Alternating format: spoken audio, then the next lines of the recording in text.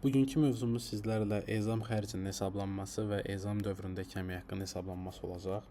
İlk növbədə ezamiyyət nədir? Ezamiyyət təşkilat rəhbərinin sərəncamı ilə işçinin öz iş yerindən müəyyən bir vaxt ərzində, müəyyən bir müddətə başqa iş yerinə öz xidməti tapşırığını yerinə yetirmək üçün getməsidir.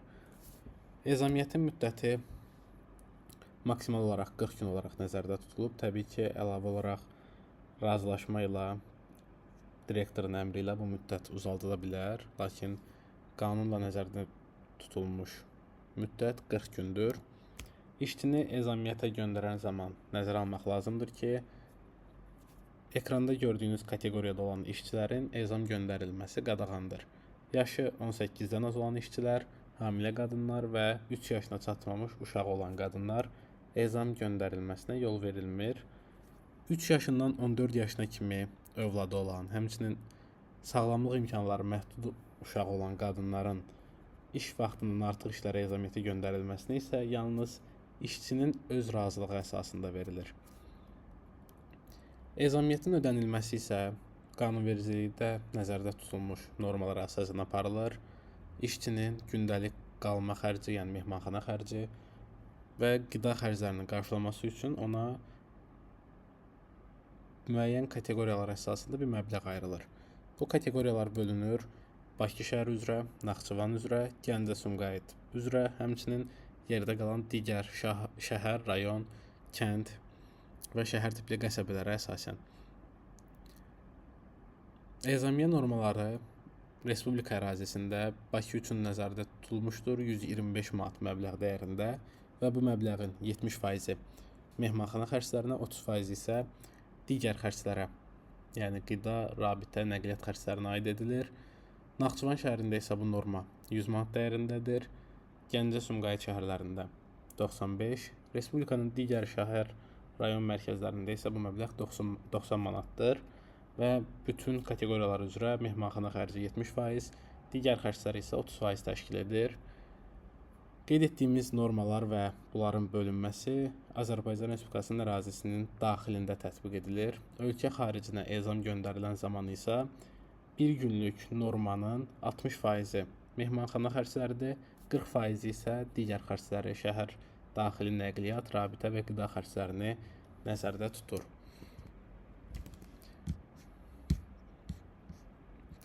Bizim kateqoriyalarımız olacaq Bakı şəhəri üzrə, Naxçıvan, Gəncə, Sumqayıt və digər şəhərlər.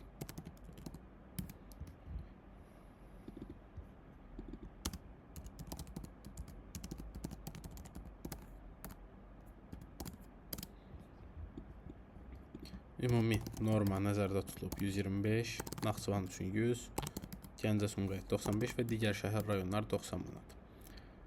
Bu normanın mehmanxana xərci hissəsi 70% təşkil edir.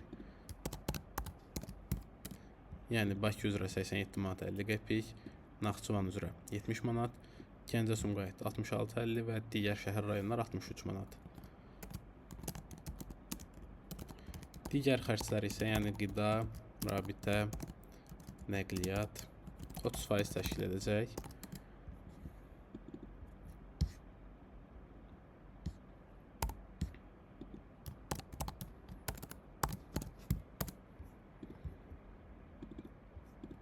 Yəni Bakı şəhəri üzrə nəzərdə tutulmuş məbləğ 37-50, Naxçıvan 30, Gəncə, Sumqayıt 28-50 və digər şəhər rayonlarında 27 manat olaraq təyin edilmişdir. Bu məbləğ işçiyə əmək haqqı əvəzi verilmir. Bu məbləğ işçinin getdiyi ərazidə öz həyat fəaliyyətini davam etdirməsi üçün ona lazım olan minimal bir məbləğdir. Yəni biz işçini bir aylıq Naxçıvana göndəririksə, biz ona təkcə bir aylıq əmək haqqısını verib göndərmirik. İşçinin əmək haqqısı yenə də digər işçilərlə eyni anda alır. Sadəcə olaraq Naxçıvanda özünün qalması, qidalanması üçün ona ezam xərci verilir. Fərz edək ki, işçi 10 günlük Naxçıvana ezam olunub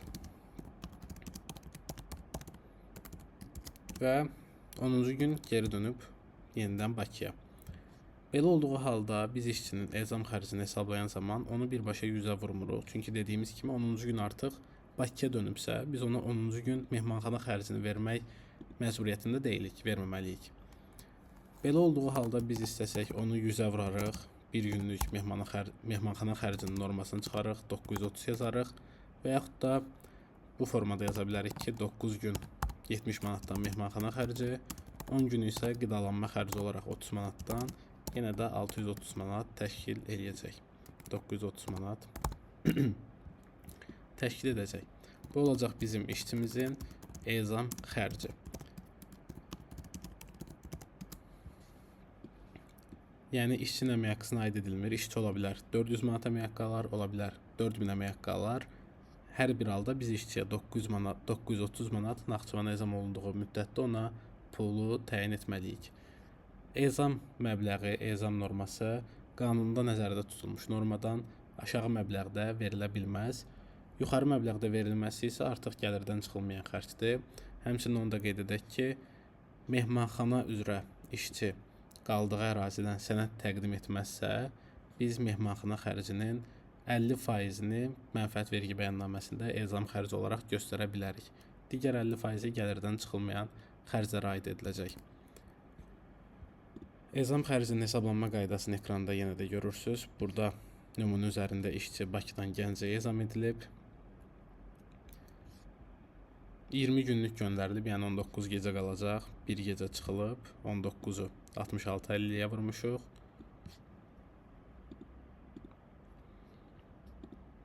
Həmçinin 20 gün qalacağına görə qidalanma da 28 manat 50 qəpik üzərindən hesablanacaq. Ümumi məbləğ, işçiyə çatacaq məbləğ 1833 manat 50 qəpik təşkil edir. Bu qeyd etdiklərimiz olacaq ezamiyə xərcinin hesablanma qaydası. Bir də işçinin ezam dövründə əmək haqqı hesablanması qaydası mövcuddur. Hansı formada aparılacaq? Gəlin keçid eləyək ona. Ezam dövründə əmək haqqı hesablanması. Ezam dövründə əmək haqqı hesablanması üçün biz orta aylıq əmək haqqıdan istifadə edəcəyik. Orta aylıq əmək haqqını tapmaq üçün isə bizə lazımdır son 2 ay üzrə işçinin əmək haqqısı və son 2 ayın iş günləri. Fərz edək ki, işçi iyul ayında ezam gedib, bizə lazımdır may, iyun 2026 və may 2026 üzrə datalar. İyun 2026-da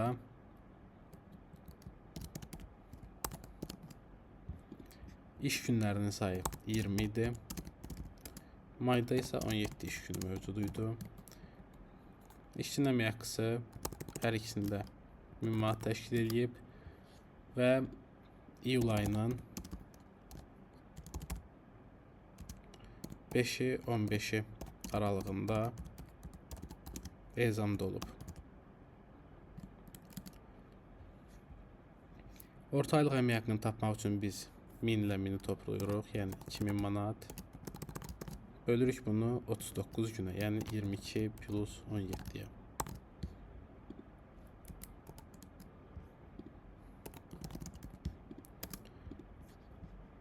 Tapdığımız məbləğ 51 manat 28 qəpik olacaq orta günlük əmək haqqı.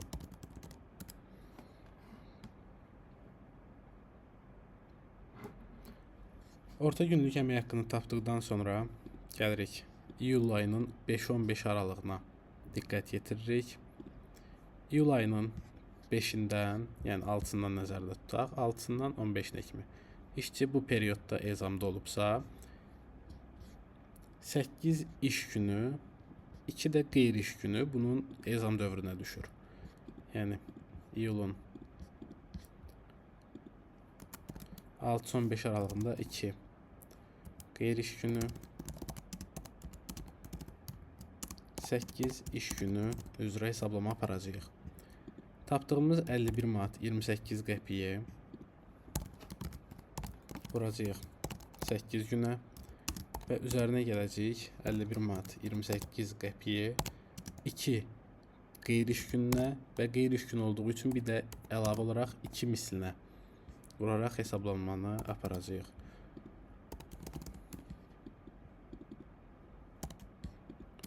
Məbləğ edəcək 615 manat 36 qəpik. Bu olacaq ezam dövrü üzrə əmək haqqı.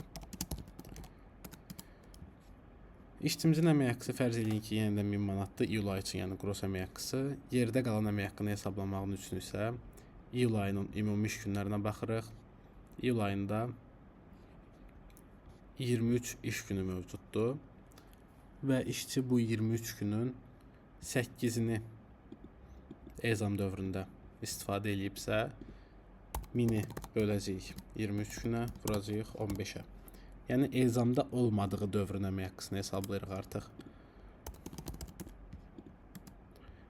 Fərz edin ki, 8 gün ümumiyyətlə işdə olmayıb. İşçinin əmək haqqısını hesablayanda necə edirik?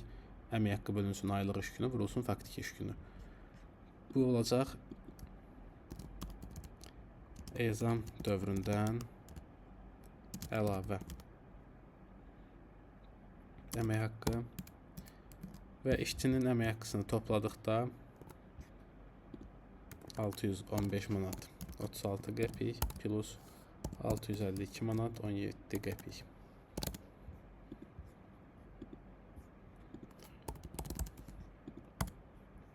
Məbləğimiz edəcək 1267 manat 53 qəpik. Olacaq iyul ayı üzrə əmək haqqı. Bu əmək haqqıdan da dövlət və yaxud da qeyri-dövlət sektoruna uyğun tutulmalar hesablanıb işçiyə net əmək haqqı köçürüləcək.